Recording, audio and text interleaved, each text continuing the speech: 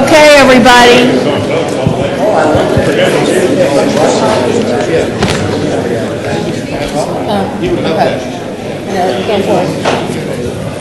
All right, we're going to start. Call the roll, please. Yes, Ms. Parker. Thank you. Mr. Dasberg. Here. Ms. Duncan. Here. Mr. Edwards. Here. Dr. Marshall is not here. Mr. Martin. Here. Mr. Perez. Here. Mrs. Roberts. Commissioner Smith, not here. Dr. Solano. Here. Mr. Stavros. Here. Mr. Temple is not here.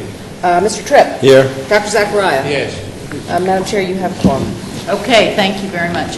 All right, good afternoon, everybody, and once again, I want to take this opportunity to thank everybody here for your participation in our meetings.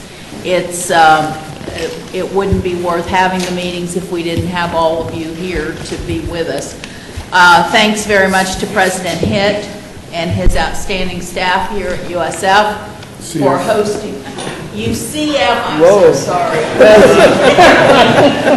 UCF, University of Central Florida. Thank you, Madam Chair. I'm so sorry for hosting us, and as always, you've done a great job. A special thank you for last night's barbecue.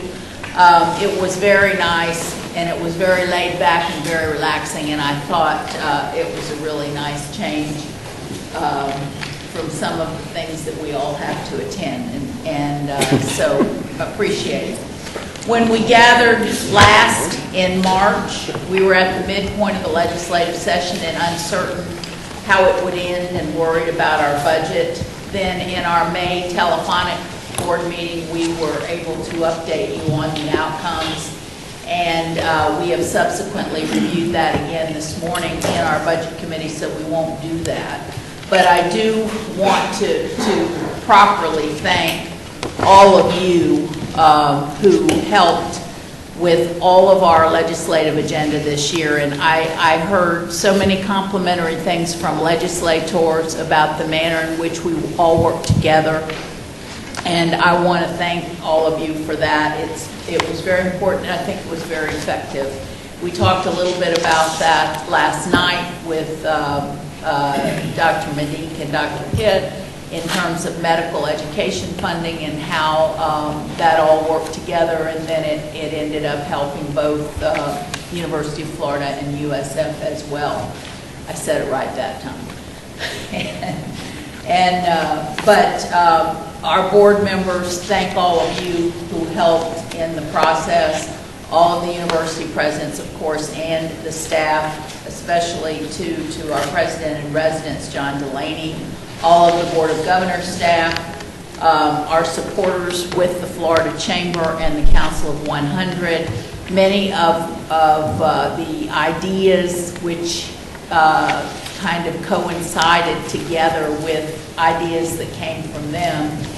And I also want to extend my special thanks to the governor, Governor Chris, to Dean Colson, to Eric Eichenberg, and to Shane Strum for their tenacity and their early and strong support for the tuition differential legislation and the recognition of the importance of having a governance system that was independent and separate in reliance from its reliance on the legislative process. The governor has now signed that legislation. The universities, as time passes, will benefit greatly in the coming year, and especially in lean budget years, that will be helpful. I want to also acknowledge the legislation regarding prepaid tuition package that we've talked about in the past. There were changes made by the legislature in the conforming bill, which we will have to take some action on later, but all in all, it's going to be, in the long term, a big benefit to the universities, and there will be money there we can count on. There were other provisos of note. The board is to assist OPAGA and a review of best practices on student health insurance policies, as we discussed earlier. The board is to develop a funding methodology for each four-year doctorate of medicine degree, and this again is part of the group that President Machen is heading up, and there's probably a few other things that we could add to that, like let's see what we can do about increasing residencies. And I'm really hopeful to take that on as a project and work with Congress and see what we can get done, because I think right now, with all the money flowing into healthcare, this might be a really good time to think about involving ourselves in that process. So I guess I'd ask Governor Roberts, as the chair of that subcommittee, to see if we can obtain the data as to what we have on the ground and what we probably should look for and how much we can ask for and what we'd like to do differently. As to excess hours, a position previously adopted by the board is now implemented, requiring a 50% tuition surcharge on students after 120% of the required credit hours for resident tuition. On distance learning, legislation implements recommendations of the Distance Learning Task Force, including a definition of distance learning. Although we discussed this in detail this morning, with the federal stimulus money, the universities have actually remained pretty neutral. We were able to obtain additional funding for the 2 medical schools seeking accreditation, and not as much as we had asked for, but some money for both University of Florida and University of South Florida's medical schools to help in their replacement of funds that have been lost. But I continue to, we did do very well this year, but we need to continue to remember we've got many, many challenges as we move forward. And funding is probably at the top of the list.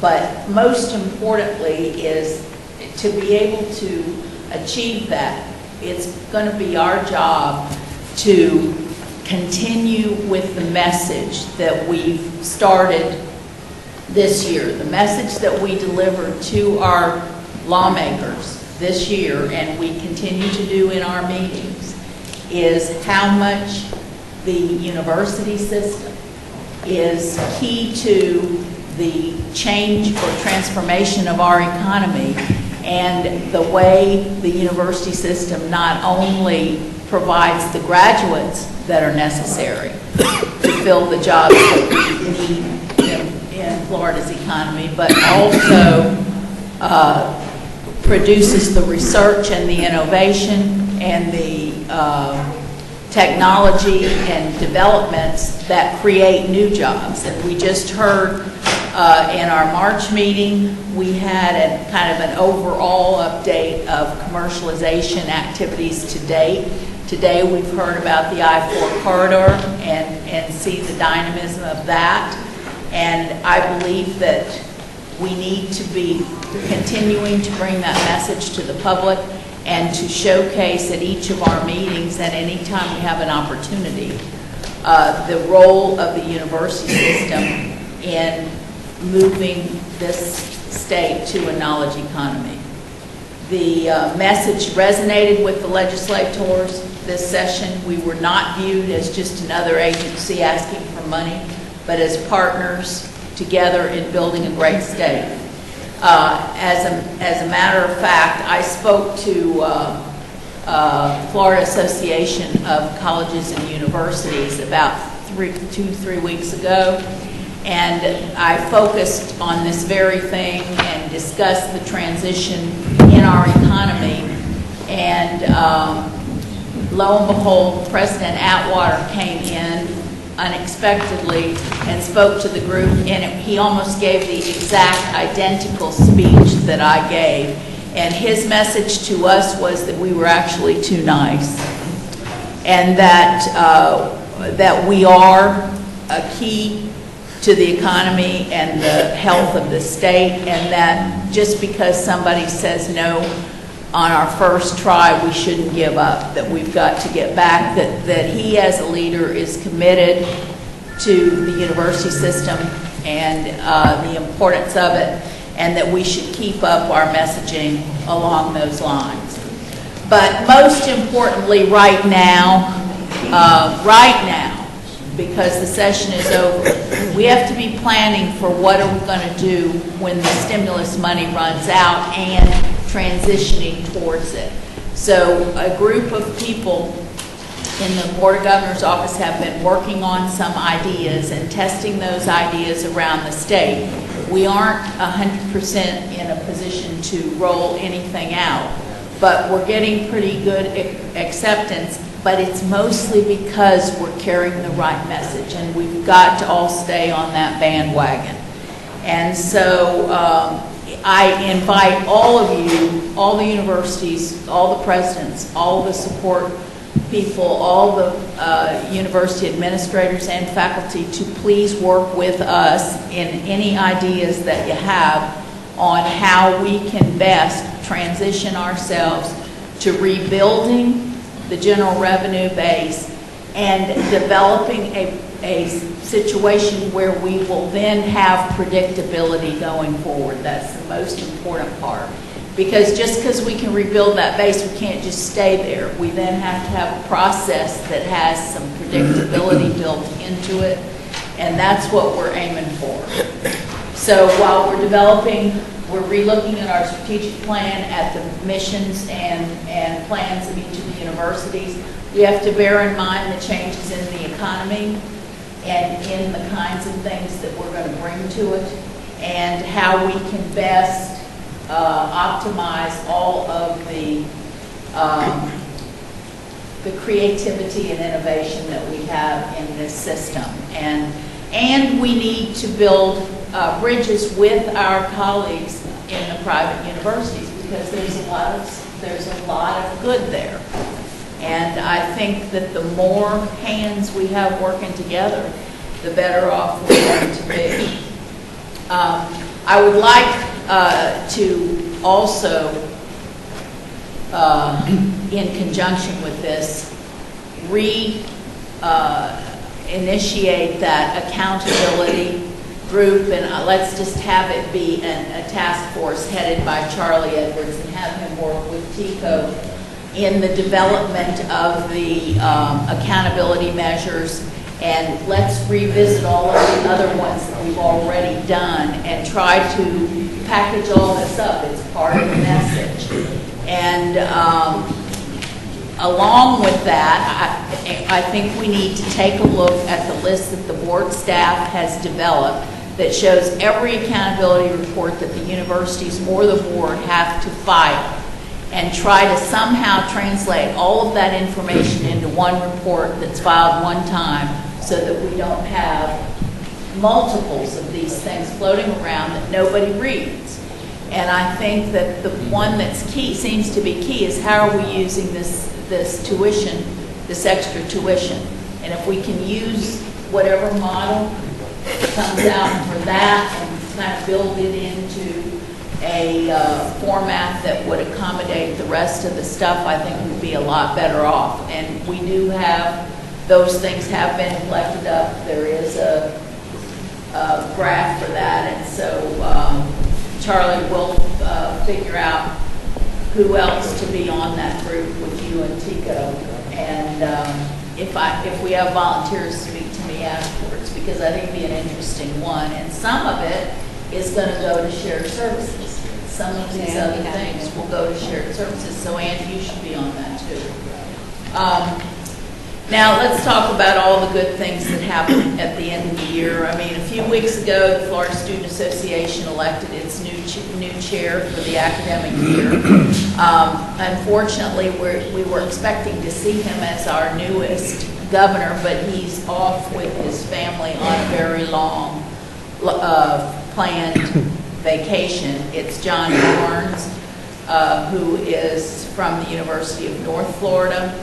John, this might be your opportunity to tell us what you really think. But, no, I did meet Johnny's very energetic young man, and I think he'll do a really good job on the board. He's a senior, student body president, active in his fraternity and a number of other campus organizations. He's an active volunteer with the USO and the Builders Care Foundation, and on schedule to graduate next spring. Also, since our last meetings, the universities have all had their season of graduation celebrations, reminding us again what our universities are all about. By the end of spring, it is estimated that the system will have graduated over 50,000 students with bachelor's degrees, over 14,000 master's degrees granted, 1,900 students with doctorates, and 2,100 students with professional degrees, for a total of almost 69,000 degrees. That's a pretty good record for 1 year. And that's, I don't know what the percentage increase is over last year, but I know there is one, because I think last year we were only around 66 or something. So this is a great job, everyone, and keep it up. Several months ago, we were pleased to learn that Myron Roll, a student and football player at FSU, had been selected as a Rhodes Scholar. During the spring, we heard of numerous other awards to our students, and I asked the staff to compile the data. Our students are truly amazing. During 2008-2009 academic year, a total of 653 academic awards, grants, and scholarships were given to students enrolled in the state university system in recognition of their outstanding academic achievement or special talents. Of these 653, 90 were nationally recognized scholarships designated as Fulbright, 33 awards, Goldwater, 6 awards, Kellogg, 2, National Institutes of Health, 3, National Science Foundation, 30, Rotary, 9, Rhodes, 1, Truman, 3, and Udall, 3. So our students are truly world class, and we should recognize them with a round of applause.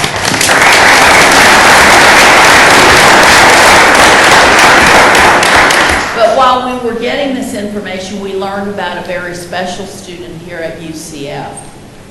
And I wanted to introduce her and tell you a little bit about her. She is in the audience, and I would like to ask her and President Hitt to stand at the podium as I present Lalita's story. Lalita Booth, welcome to our meeting.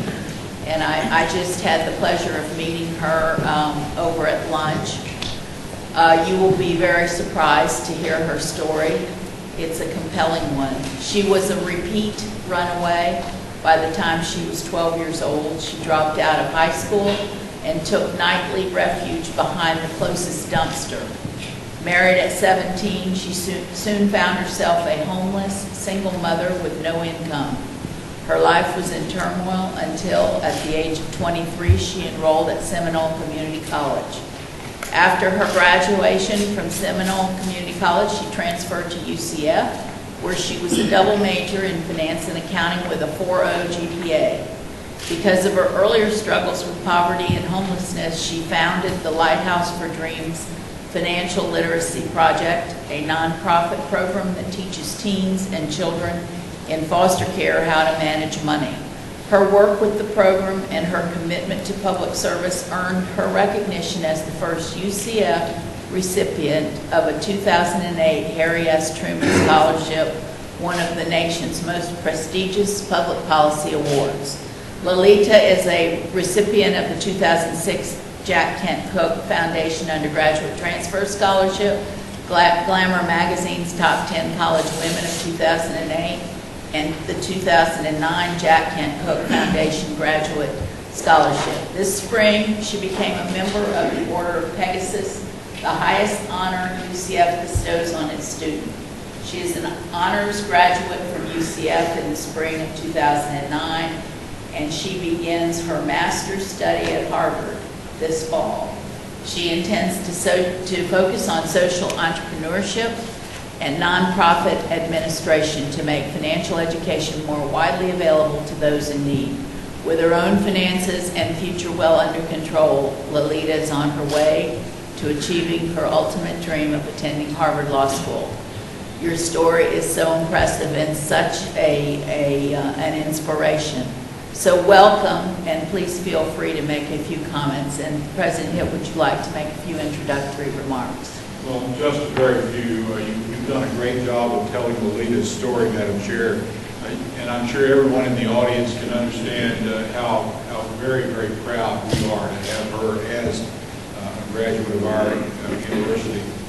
Let me just point out that Lolita really demonstrates power and quality of the partnerships we have with community colleges in this area, coming to us, as you mentioned, from Seminole Community College, where she did wonderful work as well.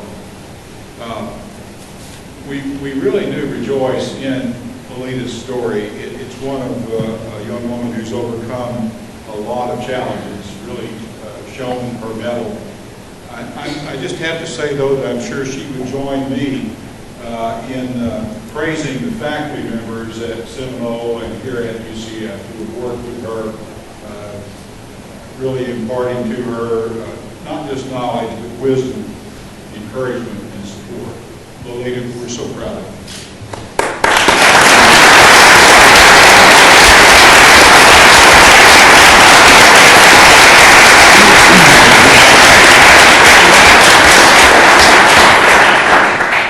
I think if I had to identify one thing which really inspired me to make the leap from my previous circumstances to where I am today is the fact that I was nurtured. I think that oftentimes students get overlooked inadvertently because there is a presumption, A, that opportunity is self-evident, and B, that once opportunity is recognized, that students automatically understand and have the knowledge, skills, and abilities to take advantage of those opportunities. That's simply not the case. I've gotten where I am today because of the infrastructural support that I've received not only at Seminole Community College but also at UCF. Some of the most difficult words that I ever had to learn were, "Can you help me?"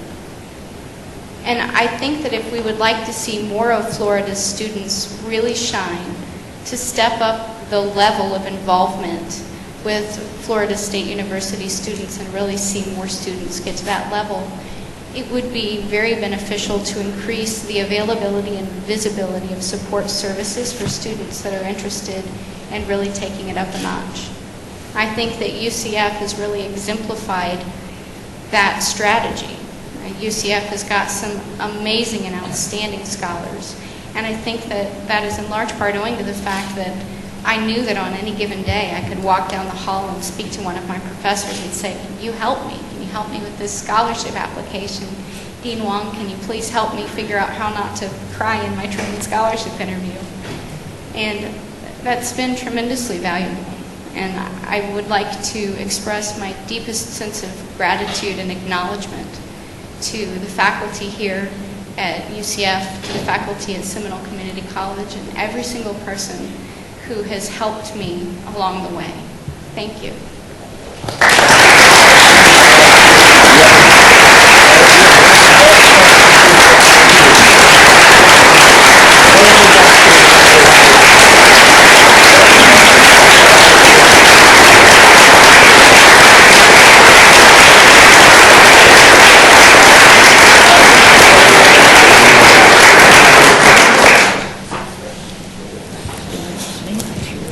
Thank you very much, Lolita, for reminding us all why we're here. And this emphasizes again why we have to remain vigilant about mentoring and tutoring and need-based financial aid, how important that is to success within our system. It is key to finding the Lolita Booths out there who have the talent but need the financial assistance and the help to recognize that it's all very possible. But not only is it possible, it's really probable if you're focused in the right direction. So presidents, I'm sure that you and your Lolitas on your campuses, and I applaud your efforts in raising private dollars for need-based financial aid and for our first generation opportunity scholars. And I know President Matchins has done a magnificent job with that. And I last year was privileged to have lunch with the first set of them, and they were truly amazing. Bunch of young men and women, and very enthusiastic about their opportunity. And the most important thing is they wanted to go back and help their younger siblings get out of the bad situations that they were in and go back in their neighborhoods. So that's all you can ask for. And we know that these stories are out there, and it's wonderful to hear one. So good luck to you. I'm sure that we'll see, you'll be famous someday, but we'll remember you. The university system is facing a lot of changes. We're, of course, in the business of looking for a new chancellor, and hopefully we'll succeed here fairly shortly. This is also President Maydeek's last meeting, but we heard just yesterday that President Wetherell will be stepping down as president of FSU.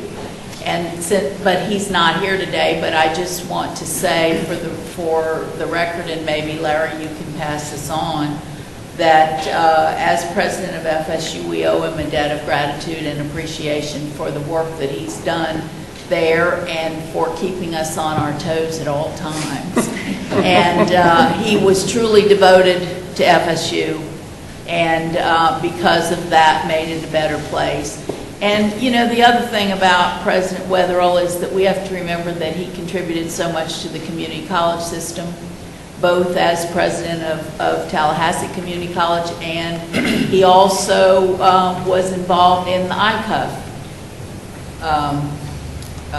with the ICUF institutions over time. And as a legislator, he's been a true public servant all of his career, and I think we owe him a debt of gratitude for his contributions that he's made in all areas of our state, but particularly in education. So I'm sorry that he's not here. I'm sure we'll see him again before he goes. But please pass on our best wishes and our appreciation for everything he did. So now to President Maydeek, who has been president of FIU.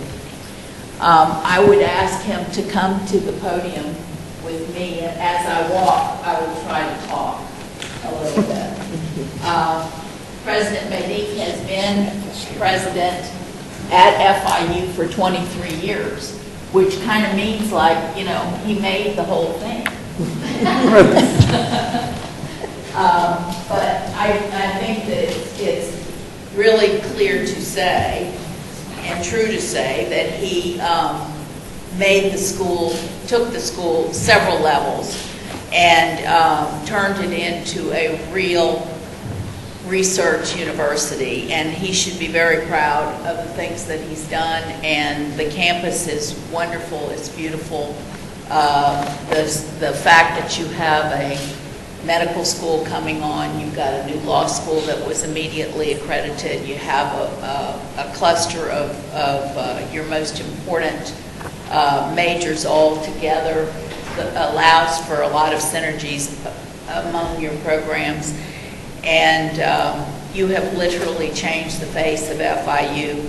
The new architecture, impressive list of new programs and degrees and schools. And this August, you'll have the opportunity to see that first class, that first medical school class. And you've been around long enough to see all of our types of governance here. And you first started, I guess, we had the Board of Regents, and then we had nothing, and now we have us, and we have boards of trustees. And we're very glad you spent as much time as you did devoted to higher education, and particularly to your institution, because I think not only has the institution itself done so well, you've done so much for the Miami-Dade County, South Florida area by providing opportunities to people to get a college education who otherwise might not do that. And I know that you know and appreciate more than anyone the importance of financial aid to help people in different circumstances. So with that, let me tell you that the board wants to present you with a resolution, and I'm going to read it. Whereas Dr. Modesto A. Mitch Maydeek has served the state of Florida and Florida International University with distinction as FIU's 4th president, serving from October 1986 to August 2009, the longest serving president in the state university system. And oh, by the way, I learned last night that as of this moment, he is the longest serving president of any public institution in the United States, public research institution in the United States. Somebody just retired who beat him, who would have beat him.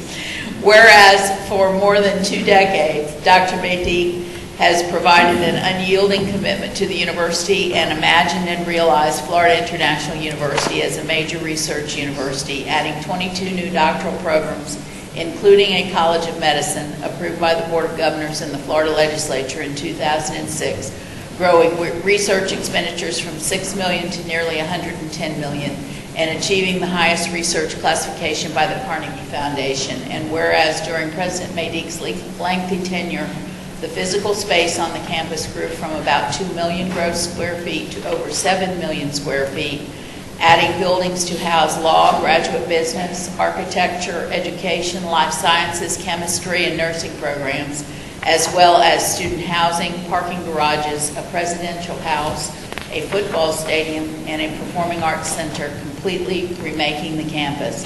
And whereas President Maydeek has worked tirelessly to improve the educational opportunities for students in South Florida, overseeing the growth of FIU from 16,000 to over 38,000 students, while also raising more than $375 million in cash, charitable contributions, and state matching funds, and over $100 million in gifts in kind to support the university's mission and its students. And whereas to all his activities, Dr. Maydeek has always brought his personal and lifelong commitment to higher education. And during his tenure at Florida International University, he has been an outspoken advocate for excellence at the university and within the state university system. Now, therefore, be it resolved by the members of the Board of Governors meeting in the Live Oak Ballroom on the campus of the University of Central Florida in Orlando on this 18th day of June 2009, do hereby commend Dr. Modesto A. Maydeek for his contributions to Florida International University and to the state university system, and do wish him and his wife Nancy, come on up here, well, and be it further resolved that the resolution be presented to Dr. Maydeek as a token of the board's appreciation and thanks. So thank you so much, Mitch.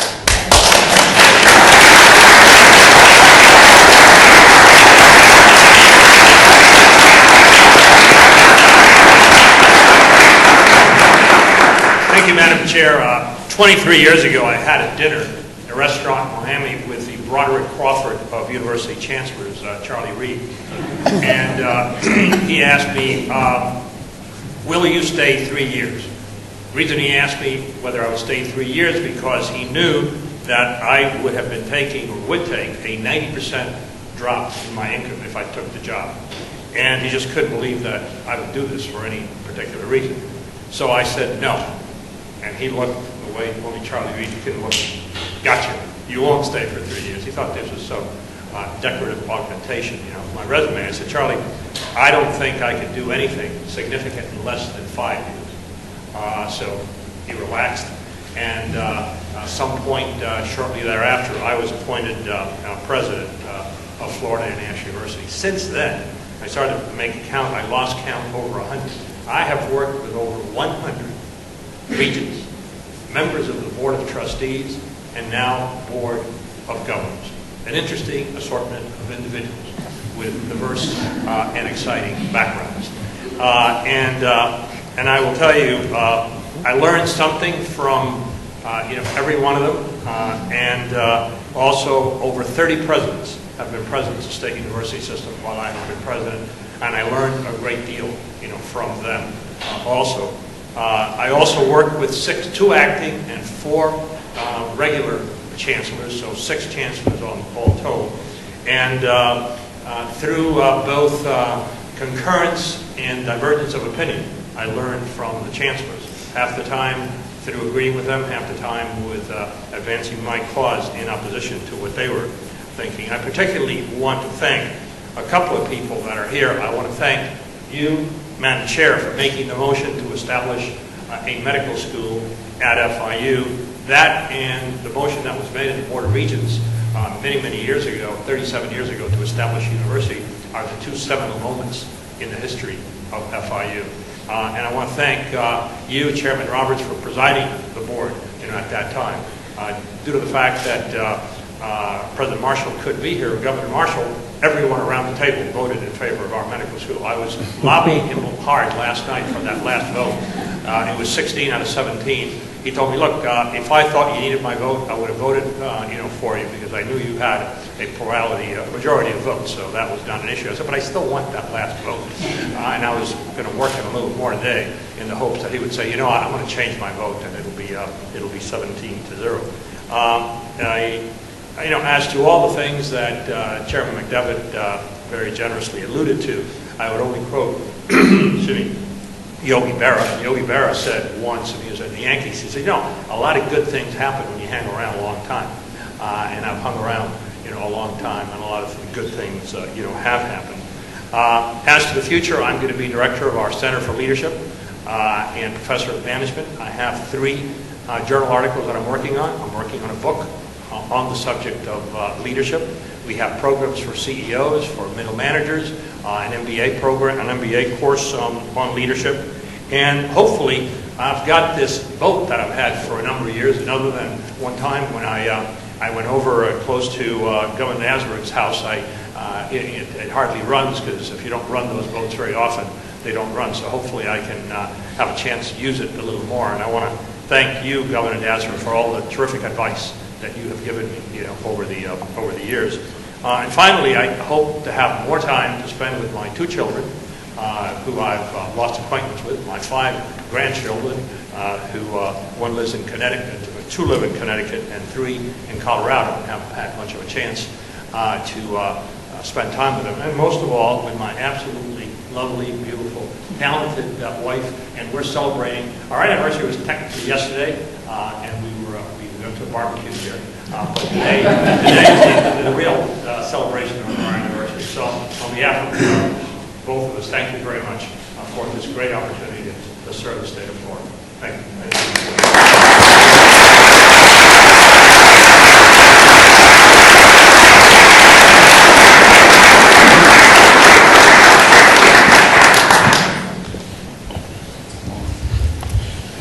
Mitch, is it a bellwether that somebody else paid for your anniversary dinner last night?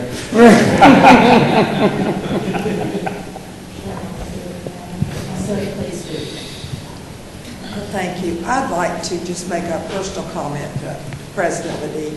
When I joined the Board of Regents in 1989, he was a president. I had not been a president long, but he was a president. And he was one of the first calls to welcome me into the world of our great university system. He has been a wonderful mentor to me. He has been kind and generous and thoughtful.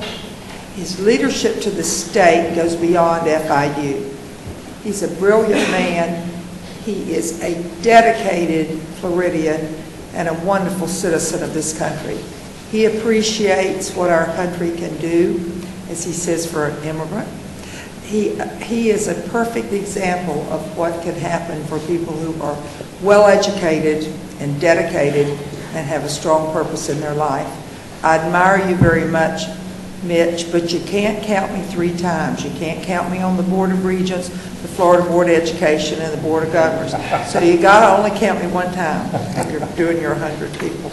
But I cherish your friendship And as I told him yesterday, don't dare change your cell phone number, because I've gone to him so many times for advice, and he has been generous and kind with that. I congratulate you on your service and look forward to working with you in the future. You have certainly left it better than you found it. Congratulations. Madam Chair, this will be a short story. The first president that I met when I became a member of the Board of Regents, which was, I won't tell you how many years ago, but it was before Carolyn. I'm giving both of our ages away if I do. Mitch came with a student to visit me in my office in Fort Myers. We talked for a few minutes. I had a great little conversation. And for the next 30 minutes, I learned how important it was to FIU and to the Miami area that there be a law school and a medical school at FIU. And guess what? It took him about 20 years, but he made it.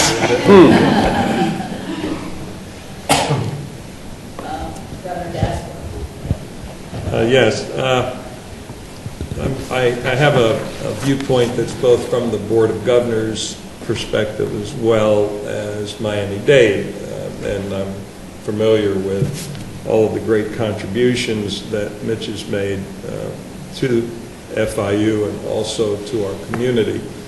But Mitch's one of his real passions is leadership, as he spoke about. And he knows more about this than I do because he's teaching it and going to continue to teach leadership. But a long time ago, a historian and a thinker, Tacitus, drew the conclusion that leaders really matter, that in the current of events, in the current of history, that leaders are unique and that you simply can't replace one leader with another, that they make their own contributions and indeed can change the currents of events. There's a contrary view, as we know, which is Karl Marx, and his view is that these currents are essentially immutable. There are underlying causes, and that when you drop in one leader, you could drop in any other leader, that they can be exchanged one for the other. Well, when you know Mitch Medique and you know anything about the history of FIU, you can't help but take Tacitus's view, because Mitch had the vision, he had the passion, and like many good leaders, he's obsessed. He is absolutely obsessed about FIU. And he made such a unique contribution, and I believe it is a contribution that could have only been made by Mitch Medique. And that university is really today, in my judgment, Mitch Medique's university. And for that, I thank you. Thank you. Thank you. So, thank you all very much, Mitch, and please don't be a stranger. We're looking forward to continuing our relationship, and I too will keep that cell phone number. Thank you, Madam Chair. Okay, moving right along to item number 2 is approval of several board minutes from the meetings of March 25th, March 26th, telephone conference calls April 24th and May 7th. Can I have a motion to adopt the minutes of all of those minutes? I move them. Second. Is there any comment, correction? Hearing none, is there any objection to the adoption of the minutes? Hearing none, show them adopted. Okay, item 3 is the report of our president in residence, John Delaney. Thank you, Madam Chair. I'll be very, very brief in the face of the rest of the items we have, and because you really covered in your report, I think, a very good summary of where we are. Fundamentally, we know that, in the next few minutes, several presidents will present on how they're dealing with the budget reductions. The discussions that we've been having is what the universities could do with the opposite of that, with enhanced revenue. We know that we've got to deal with the reduction in general revenue. And I think, as you mentioned, it's very fair to say that the legislative leaders that we've been with and the governor's office recognize that investment in higher ed is a way to help transform this economy. So I think that's all been very positive. Last closing comment, I just also would like to add my kudos to Mitch. I'm sad at seeing him step down as a president, but delighted to see that he's going to continue to be involved with FIU and with academia. And I too appreciate his friendship and his leadership, and look forward to the future. And with that, we can turn it back to you. Well, that was great, short and sweet. Thank you very much. Okay, item number 4 is a discussion of how the universities are managing the budget reductions.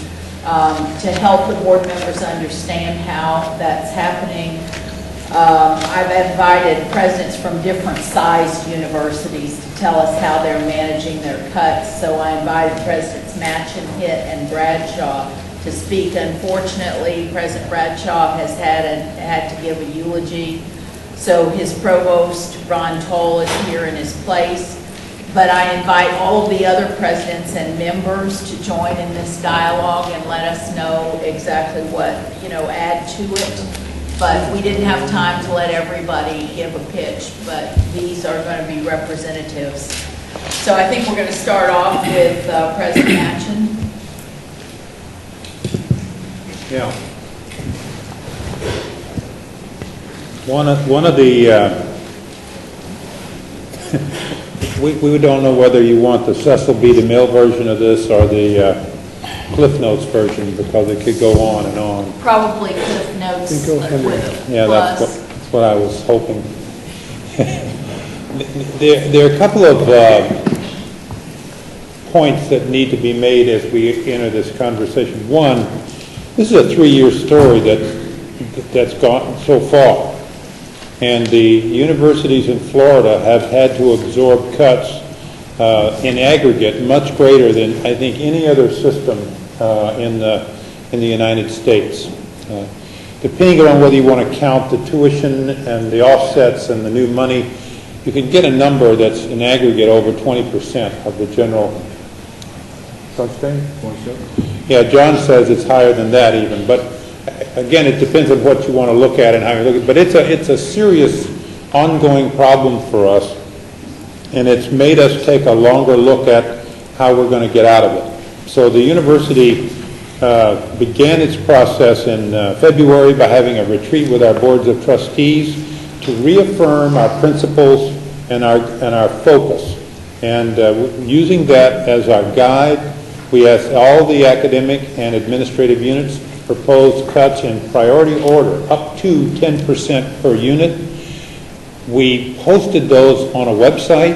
One of the criticisms from the process we used a year ago was that there wasn't enough transparency about the process. So we actually listed the entire display of potential cuts on a special website for everyone who chose to look at it, to examine it. All this occurred well before the legislature completed, so we were waiting to see what the size of the cut would be. Once that became known, we, the senior administration, took all the comments and all the inputs and selected, not across the board, but in a selective, targeted fashion, the cuts that we thought were most necessary and could be done without long-term damage to the mission of the university. There's also a fair amount of misunderstanding about the cuts for this year. Everyone talks about the fact that we were essentially held harmless. You can only arrive at that conclusion if you count one-time stimulus money as if it were a replacement for permanent recurring money, which is gone. As of July 1, 2009, the University of Florida will lose $72 million in recurring general funds. We are blessed by being able, we did get $10 million in new recurring revenue from the state, but all of that money was targeted in special directions and must be spent as targeted by the legislature. That gives us a net cut of $62 million.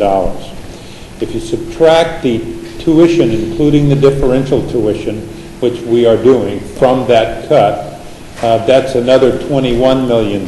So you get down to a number that's about $42 million that will be on an ongoing basis removed for our budget on July 1 of this year. Fortunately, we received almost $41 million in stimulus money. I say received because I haven't seen any of it yet, but we are standing by the mailbox in the hope that it's going to come soon. The cuts we have made are primarily unfilled positions, phasing out of positions, and a few programmatic cuts.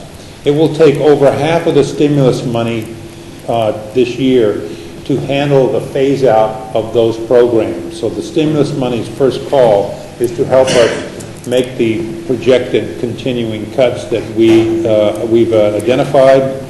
We also are waiting to see what the state's revenue posture is going to be before we commit the rest of this year's stimulus money. But it's clear to us that at the end of this year, we will be on track to have reduced our budget the appropriate amount. We are hopeful that the state's economy will bounce back and that we will not see further reductions. Until we see that, though, we're a little bit cautious about making projections about what to do going forward. In response to these cuts, we have also reduced our entering enrollment by 1,000 students for this next year in the hopes that we will not unbalance further our faculty-student ratios. That's a critical variable for us, and we're monitoring it very closely. And as we get down the road, we will decide when and if we can begin hiring back new faculty positions. Thank you. Thank you. Dr. Kitt? The story is somewhat similar, a little smaller in scale than what President Manchin is dealing with at the University of Florida. But over the past 2 years, we have lost, in 2007, 2008, 2009, we lost $38.9 million. In each of those 2 years, we did a 6% across-the-board cut in budgets. Travel budget our expenditures have been reduced by about 50% over the last year. We've been able to reduce energy consumption by 22%. And these across-the-board cuts have significantly lowered operational budgets across all units. We've got about 137 vacant faculty positions, 56 vacant staff lines, and that got us through that first $38.9 million in cuts. This year we lost another $38.3 million in recurring state funds for a total now, a grand total of $77.2 million, and that is 27% of our recurring state support. So it's, as Bernie said just a few minutes ago, this is a very significant reduction. We too have been driven to looking at programs. We don't believe we can continue with across-the-board cuts without weakening every program we've got unacceptably. So we have proposed to our Board of Trustees the elimination of 5 programs. The reason we're being driven to this is, you know, you look at this, as Bernie said, you look at it right now, it doesn't seem so bad, but we've got $18.2 million in, 18.3 rather, in federal stimulus funds. You know that's going away in 2 years. So the fact that you can cope now with the budget you've got doesn't, you know, it's not a bridge, as I think it was Frank Brogan pointed out, it's a pier. And the end of the pier is 2 years out. So we've got 5 programs proposed for elimination that would save us $6.1 million. There are 45 faculty members and 6 staff members whose jobs will be eliminated by this action. That's about 3.1% of our academic budget, that $6.1 million. And the programs serve about 2% of our students. We're balancing the pain, if you will, by saying that we will also cut our administrative budgets by 3.1%. However, we are able to accommodate that with across-the-board cuts and not specific program elimination. So we will get another $3.7 million from those cuts. And between the two, that gives us $9.8 million savings. If you look at the materials that were at your places in the orange folder, there's a bar graph that is really, I think, very instructive in looking at our situation. I suspect everyone could produce something very similar to it. It's up on the screen now as well.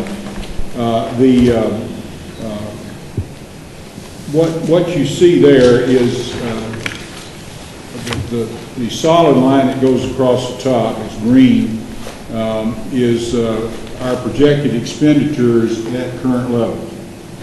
We just keep the commitments we have at this time, taking into account the $6.1 million in program elimination and the 3.7 in administrative. You see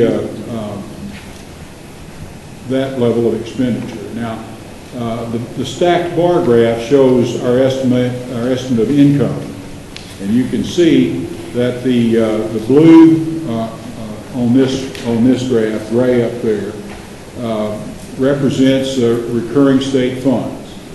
The top graph that's sort of purple is recurring tuition, excluding differential tuition. The yellow is differential tuition, and so it's growing year by year. As it's phased in, more students are affected. The pink is the, well, it's not pink up there, it's more like blue on top of the purple, almost 2 years. It is the federal stimulus money. So we've got a small gap over the next couple of years. It's 12 million in years 2011, 2012. We have been able to accumulate reserves that will enable us to bridge those gaps over the next several years. But you can see that we're clear out to 2013-14 before we really get back to a level of expenditure where we are now, or go beyond it. You know, as nice as this is, it assumes no further cuts. So, but are you also assuming no additional general revenue? That's correct. Now, if we get more general revenue, this picture improves. But we're just assuming stasis on the state appropriation. I think that's the only sane thing to do at this point if you're having to project how you will get through this. I'm not sure it is really sane to assume no further cuts, but we'll hope on that. I just, you know, I was looking for some way that we could visualize this and share it around in our campus community, and I think it's a good way to illustrate the moving parts you've got in an assumption about how you're going to operate over the next years. You've got state appropriation, regular tuition, differential tuition, and federal stimulus. You've got to have some estimate of what you're committed to continue spending to know how adequate that is. As I say, with the reserves we've accumulated, we can get through this if there are no further cuts. But it's a new thing. Thank you. Any questions? I mean, it doesn't matter to me. You have a question? Yeah, I guess it kind of to both points. With the cuts that you've made, are you and your board prioritizing when the money does come, or if it does come back, you know, kind of where it's going back towards your strategic mission versus kind of backfilling on the across the board side of the equation? We are at UCF. We're just beginning a new iteration of our strategic plan, and I would expect that the investments will be made in accordance with that strategic plan. Okay, any more questions of Dr. Hitt? Okay, Provost Hall, let's hear about you. Thank you very much, Madam Chair. I will attempt to interpolate some comments made by Presidents Machen and Hitt. Certainly, Florida Gulf Coast University is facing the same substantial challenges. Unlike most of our sister institutions, perhaps all of them, we're in a little bit of a different phase of our evolution in that we have been in a very substantial growth mode and we've been attempting to build capacity and to utilize capacity in the most efficient ways. I could give you the total amounts of our state funding cuts. They would pale against the absolute numbers that my senior colleagues have indicated, but in terms of proportional losses, they are essentially identical, with a loss of just above 25% of state sources. Therefore, our challenges are essentially equivalent in terms of the rest of the SUS institutions. In the year that we are about to end this fiscal year, FGCU operationalized a variety of strategies and procedures. Some of them you've already heard. We have kept unfilled positions unfilled. We have resisted filling all but absolutely essential positions as they have opened among our staff and administration. We have been very careful about directing salary savings as non-reoccurring supplements to depleted budgets, so we're trying to backfill to survive a very difficult period of time. We've made several efforts to reduce costs and avoid cost increases by looking at efficiencies, particularly space efficiency, and our university was credited with having among the highest occupancy of all academic space among the SUS, and that's one of the ways we've been able to grow efficiently. We have looked at increasing productivity in terms of FTE generation, and unfortunately, as indicated, we have had to look at increasing section sizes over the last several years. We've gone from about 26 to just under 32. We hope to not need to move any further on that in that area. We have also established a Planning and Budget Council that represents both inclusion of input from students, faculty, staff, and administration across the entire university. That's being done in a very transparent way, as President Manchin indicated with his efforts. This is up on our website, and that information coming from 6 committees is being funneled into the overall council and into the President's cabinet. In general, we have had to exercise frugality in terms of all of the operations that we consider to be most important: travel, routine expenditures. In absolute terms, just to give you an example, we were expecting to take a $3.2 million reduction to our reserves, but due to careful budgetary management and oversight, we were able to reduce the damage, so to speak, by $2.2 million, so our reserves will go down only by $1 million. Again, we're a small institution. That $1 million means $10 or $20 million to others of you. That has left us tight in terms of staffing. It has left us below where we'd like to be in terms of providing for professional development for both our staff and for our faculty. We certainly are going to benefit from the tuition differential, the stimulus funds, and from continued budgetary scrutiny. We've identified a variety of strategies going forward that include additional revenue streams and cost avoidance modalities.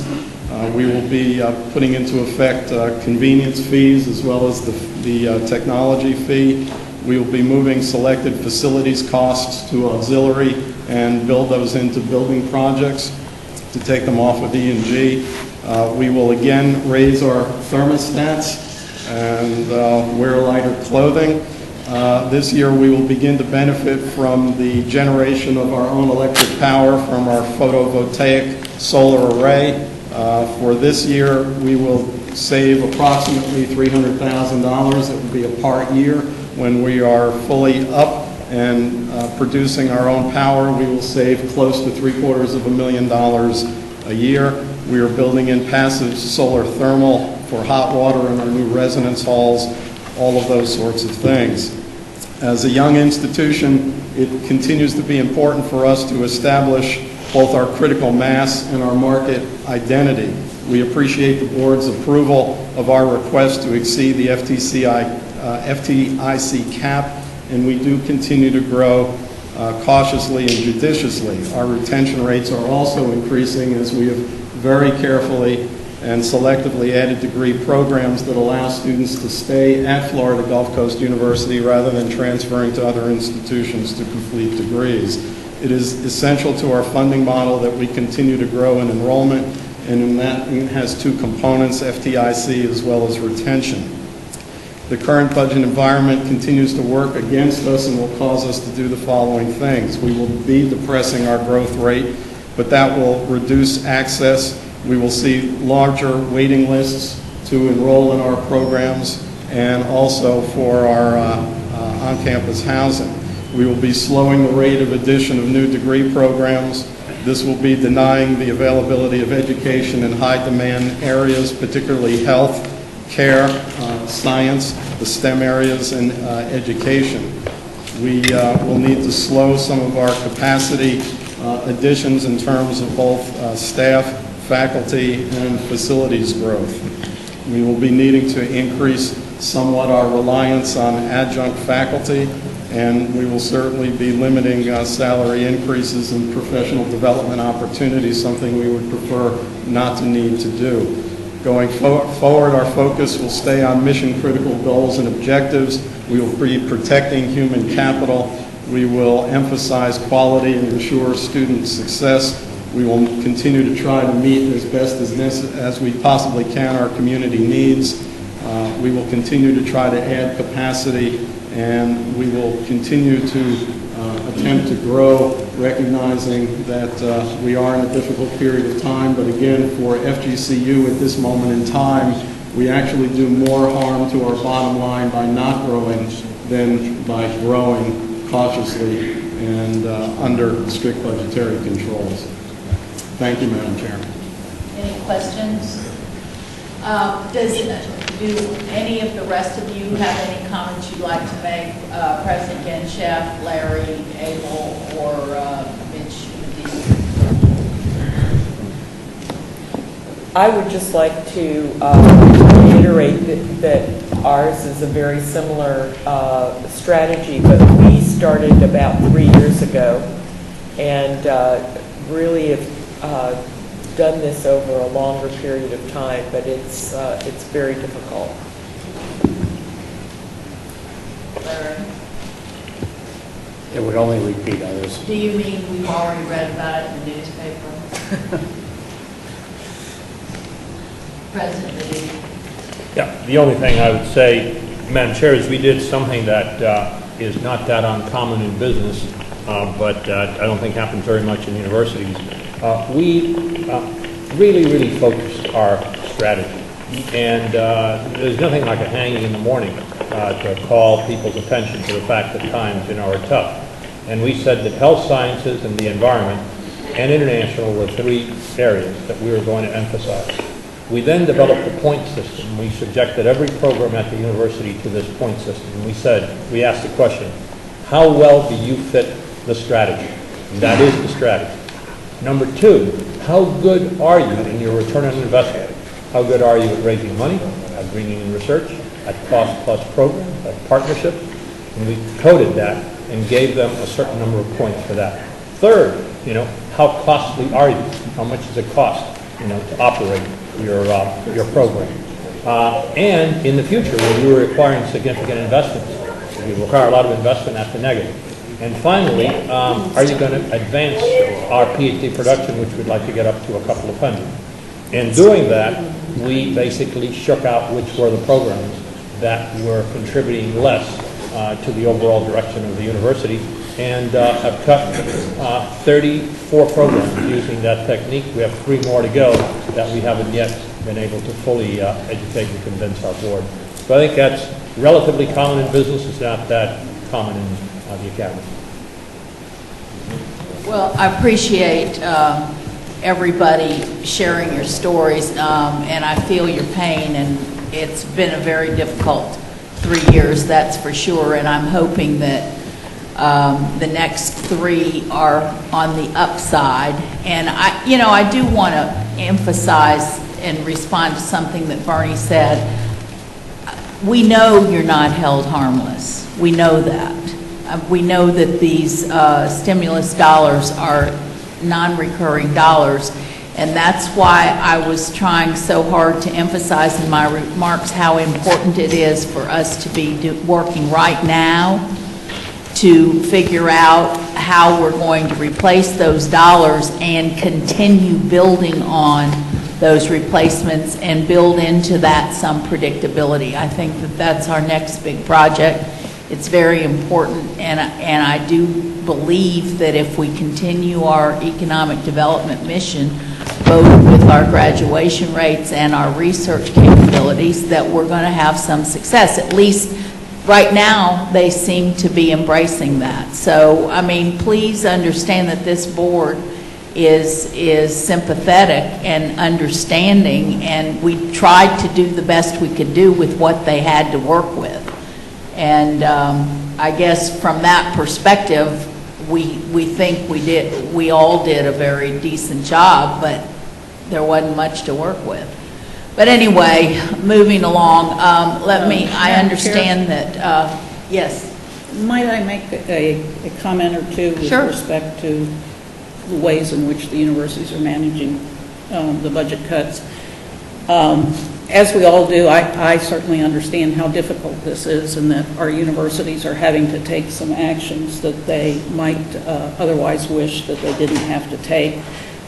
We've heard about two such actions here this afternoon, and I'd like to make just a couple of brief comments.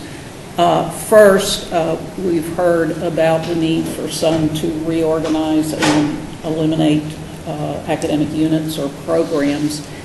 And I want to underscore that many of our universities have policies, procedures, or at the very least standard practices providing for the involvement of the faculty in these kinds of discussions of organization and reorganization of academic units. And I would hope that we wouldn't declare financial exigency as a reason for ignoring and bypassing these policies and practices.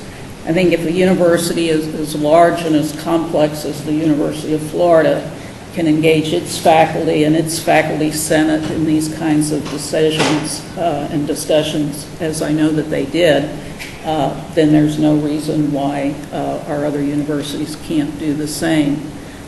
Secondly, we've heard that unfortunately there has been the need for some to lay off faculty, and our contracts all contain articles with very specific language governing how a university must go about laying off faculty. I do not doubt that our universities are following this language to the letter, but I am concerned that one could follow the language while still violating the spirit of the contract. And here's where my 2 points may actually intersect. It seems quite possible to me that one could reorganize for the purpose of creating what the union contract calls a layoff unit, which I would submit is not in keeping with the spirit of the contract. As a case in point, I have been recently watching with some concern what is currently going on at FAU with respect to the reorganization of their College of Engineering and Computer Science and the subsequent layoff of 5 tenured faculty members.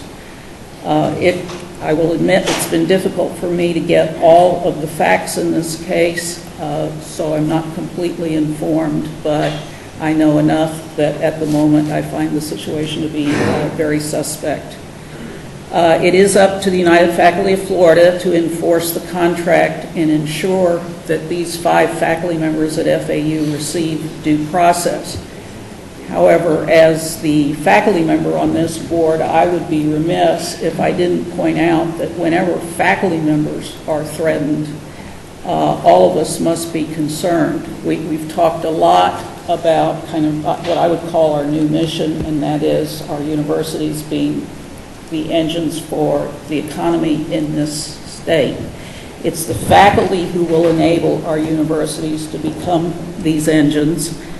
The faculty's developing the high-quality research resulting in real-world applications.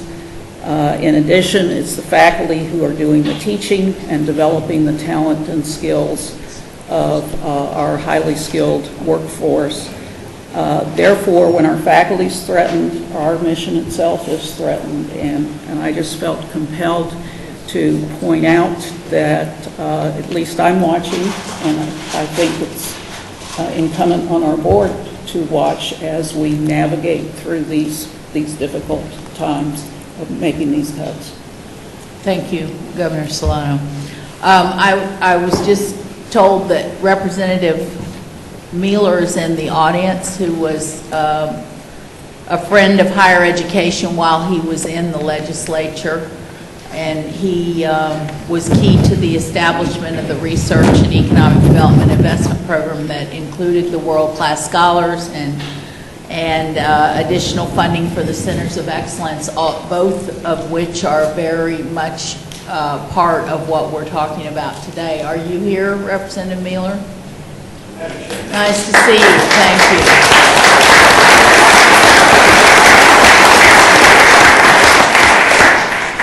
Madam Chair? Yes. May I just make one quick comment just for... Sure. I'm sorry I didn't go that way. That's okay. I don't want anyone to think that Florida A&M University has not been affected by the cuts. I just want to go on record as acknowledging that, just so there's no misunderstanding. And yes, our numbers certainly, if we look at the percentages, are comparable to what others are saying. I do want to reinforce what I just heard in terms of faculty involvement, and that has certainly been critical to our processes over the last several months, using every opportunity possible to inform faculty of potential scenarios, using every level of cut as we began to anticipate what the final numbers would be. And I think that has helped us along the way, because faculty at least know, and they are ready. Our board has not yet met, but we are certainly presenting them with recommendations that reflect what others are saying. Travel freezes, hiring freezes, salary adjustments. We haven't moved into program cuts yet, but that will probably be a part of our phase 2, because we are looking at productivity very cautiously, very, very seriously. And I think the bottom line really says, if we're going to get through this $16.2 million that we're facing now, the stimulus is helping us tremendously. If there's another cut anytime in the near future, that is going to truly stymie us as to where we go next. You know, I saw something where you failed to get, or what the president failed to recommend $2 million or something that you normally got for HBCU funding. There was some miscommunication across multiple HBCUs in the country, but that did not reflect our so that negligence in any way. Okay. No, okay. It did not reflect our negligence. About that. Yeah. Okay. Yes. One quick comment. Aside from losing some of our faculty and adjustments, let us not forget the brain drain that we've heard about in the past, where we lose some great faculty to other states. That affects the quality of our instruction. Exactly. So I think that's also a very difficult thing during these times of lack of funds. Good point, and thanks for reminding us of that, because we've lost some recently that I read about in the paper. Any more comments on this topic? Okay, well then let's move on to number 5, item 5. This is the one where I alluded to earlier in my remarks. We have to approve an addendum to the agreement between Florida Prepaid College Board and the Board of Governors to reflect the changes that the legislature made in the percentages that would be paid. Under the original plan, we had percentages which were tied to their actuarial reserve that at 5 to 6%, they would have received 6%, from 6 to 7.5, 6 from 7.5 to 10, 6.25, and 10 or higher, 6.5. Under the current situation, what the legislature passed was that they created an under 5% category, which we did not have, which is at 5.5%, and then the 5 to 6% remained at 6%. And the 6 to 7.5% went up to 6.5%, and at 7.5 to 10, greater of 7% or the actual increase, and at 10% or higher, the greater of 7% or the actual increase. So those are the changes that are necessary. Second. It's been moved and seconded. Is there any comment? So many in favor of the motion, say aye. Aye. Opposed? Okay, show it adopted.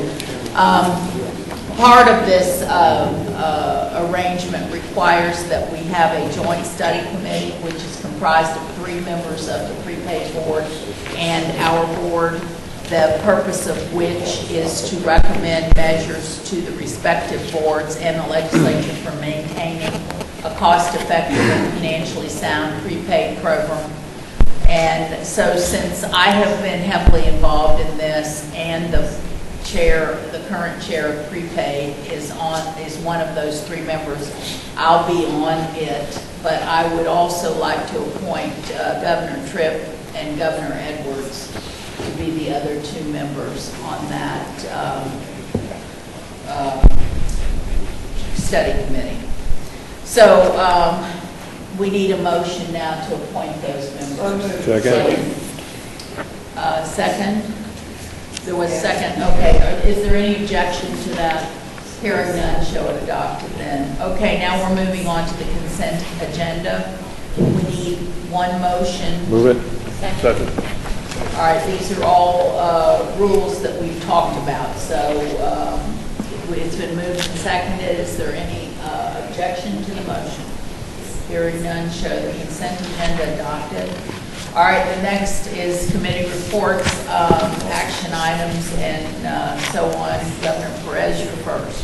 Madam Chair, the Budget Committee reviewed the requests for differential tuition increases from the various universities on a conference call 2 weeks ago.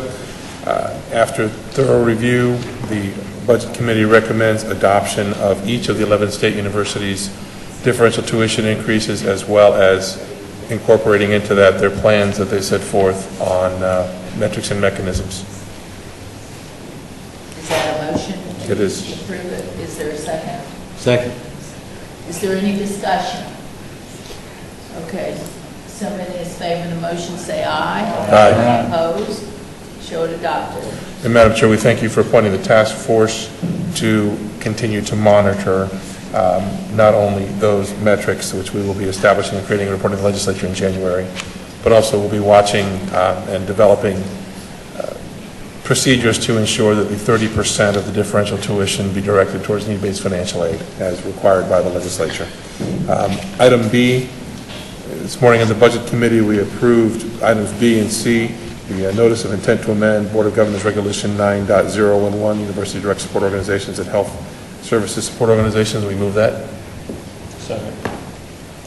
It's been moved and seconded. Any discussion? Hearing none. Somebody in favor of the motion, say aye. Aye. Opposed, like sign. And Madam Chair, item C, we move the approval of the notice of intent to repeal the Board of Governors Regulation 9.020, University Health Services Support Organizations, which was adopted in the committee this morning. Second? Second. Any discussion? Somebody in favor of the motion, say aye. Aye. Opposed, like sign. Madam Chair, that concludes our committee report. Thank you very much. Moving right along, Governor Roberts, give us a report on the Chancellor's search. Thank you, Madam Chair. We have been in the quiet phase of the Chancellor's search along with the consultant. I have worked with a consultant to build our number of applicants. He is prepared now to report to the committee. I've asked Mikey to give notice of a conference call meeting of the Chancellor Search Committee for Monday, June the 29th at 1 o'clock.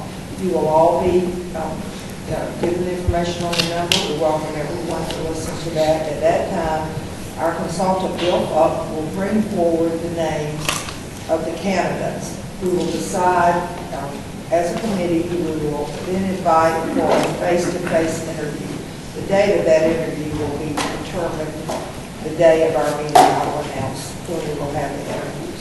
So please mark your calendars with Monday, June 29th for 1 o'clock, and we'll be given further information on the telephone number and the passwords. Thank you very much, Madam Chair. Thank you, Governor Roberts. Governor Zachariah. Madam Chair, the committee recommends and I move that Mr. Larry Khan be appointed as a member of the Board of Trustees of FIU, also known as Mitch-Madick University. Second.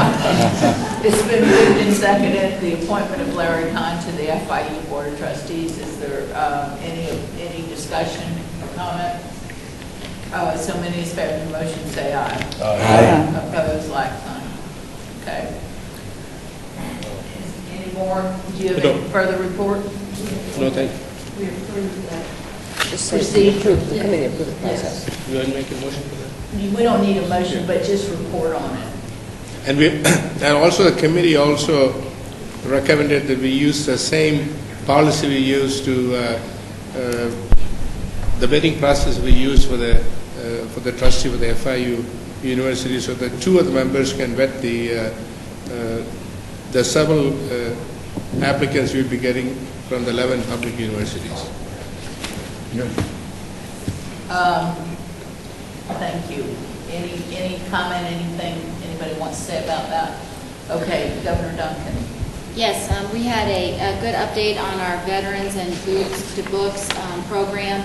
Please mark November 6th on your calendar to look for more information for a Veterans Symposium on how our higher ed institutions across the state are going to be engaging and supporting the new GI Bill. Also had an interesting presentation and discussion regarding alcohol abuse and issues on our campuses, and we'll be looking for more feedback from our student affair VPs.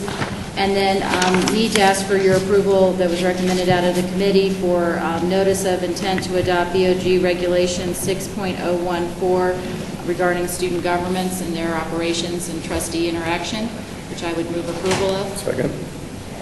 Is there a second? Second. Okay. It's been moved and seconded. Is there any discussion? So many as favor of the motion say aye. Aye. Opposed, like sign. I'd also like to move approval of notice of intent to repeal BOG Regulation 6.015, student records and reports, which was recommended by the committee. Second. Moved and seconded. Any discussion? So many as favor of the motion say aye. Aye. Opposed, like sign. And we will also have a continuing updates and report on the Student Health Insurance Task Force. And that concludes my report. Okay, thank you, Governor Duncan. Governor Martin. There were several items that we discussed at the meeting this morning. We'll go down in order. The first item was to approve a reclassification of doctoral programs. This is something that the university system has to do to stay in conformance with national standards. Second. So I move it. Second. It's been moved and seconded. Any objection? Hearing none, show it adopted. Item B, University of Florida wants to elevate their decision to the science program. The academic teams committee approved it this morning.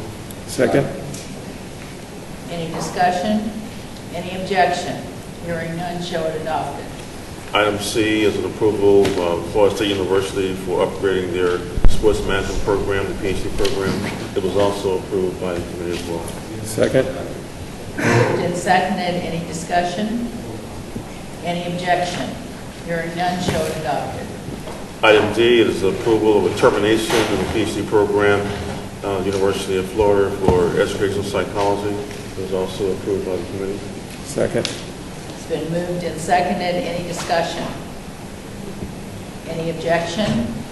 Hearing none, show it adopted. Item E is an approval for the exception to the 120 hours for a degree program in music at University of West Florida. They will now have a program 134 hours, and it will be in conformity with other programs around the system. Second. It's been moved and seconded. Any discussion? Any objection? Hearing none, show it adopted. And the last one, item F, approval for credit by exam equivalencies, also discussed and approved as well. Is it moved and seconded? Any discussion? Any objection? Show it adopted. The remaining two items are approval of intent notices to amend BOG regulations.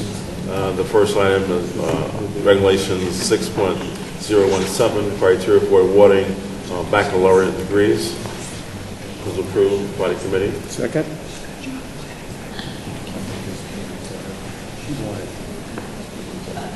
It's been moved and seconded. Is there any discussion? Okay, hearing none. Is there any objection? Hearing none, show it adopted. And the last item, H, also a notice of intent to amend BOG regulations 12.001 for Florida Solar Energy Center. It's also approved by the committee. Second. It's been moved and seconded. Any discussion? Any objection?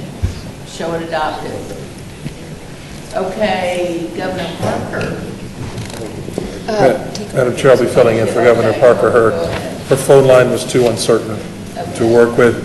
In your packet, and we have been previously briefed on a debt issuance by the Florida International University.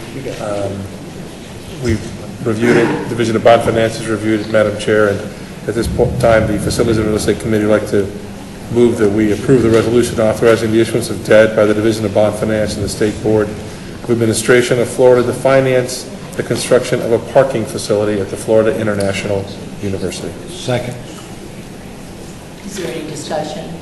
This went through the committee when? Was it It's going here. This is the first time it's been on the agenda. It went through the committee process. Went through the committee process. By a phone meeting? Yeah, okay, I remember it now. Gabe, do you want to say something? We'll cover the bond issue now. Yes. We can hear you. Yeah, I guess I just want to respond to the question that because it was the only item that we had for the facilities committee, and we did not convene it as a separate issue, but brought it straight to the board for approval. Okay. Is it just a generic, typical bond issue? Yes. It's got, it's a bond issue for the issuance of the parking garage facility. FIU is required to make a $9 million capital infusion as well in order to fund the transaction and make the bonds work. It's been reviewed by the Division of Bond Finance. Chris, do you want to add anything to that? This is a very vanilla, fixed-rate Division of Bond Finance issue with completely in conformity with the debt guidelines of the Board of Governors. Okay. It's been moved and seconded.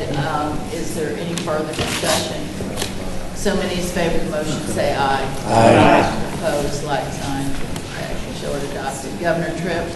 Okay, the Audit and Compliance Committee is finally finishing up all of its due diligence.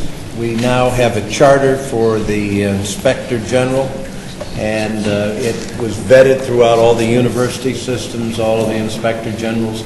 Everybody's in agreement with the language, and I move its adoption. Second. Is there any discussion?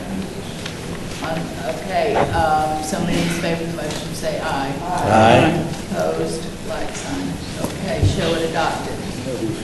All right, does anybody else have anything they'd like to bring to our attention? I heard that Dr. Marshall is doing okay. Correct. He is doing much better and will remain overnight. I don't think I know that during the course of this meeting, I had a couple of things I wanted to say and forgot, and now I've forgotten them again, so that's the sign of old age, so I guess if nobody else has anything to say, do we have a motion to adjourn? So moved. When's our next meeting? August 5th and 6th. August where? 5th and 6th in Tallahassee. Okay, we'll see you all August 5th.